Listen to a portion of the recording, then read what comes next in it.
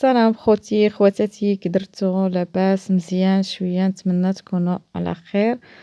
تنقول لكم عواشركم مبروكه، والله يدخل علينا هذا رمضان بالصحيحه والهنا وطولة الرزق.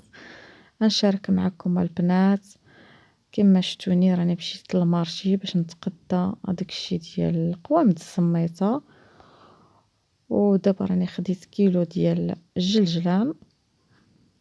خلاص البنات راه كندير كيلو من الحاجه، ولا كثرت غندير كيلو ونص من الحاجه. خلاص اللوز كندير كيلو.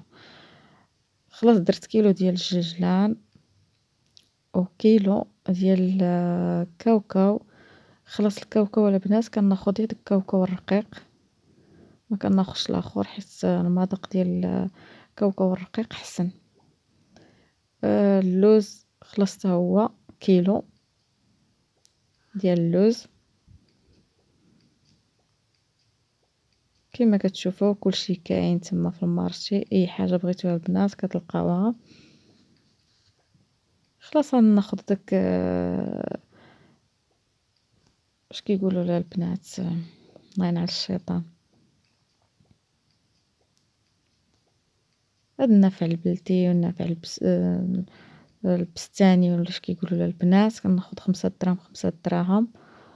وغناخذ الكوزه والمسكه البنات. كما كتشوفوا راه كتشوفوا شنو تيعبر لي. خلاص المسكه تاخدوا شحال ما 3 دراهم 5 دراهم كل واحد شنو تيعطي.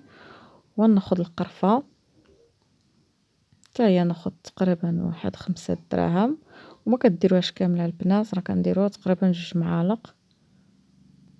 خلاص خوتي خواتاتي راني خديت كيلو ديال الحمص، وتنقول لكم الكماله حتى الفيديو القادم ان شاء الله. راني شاركت معكم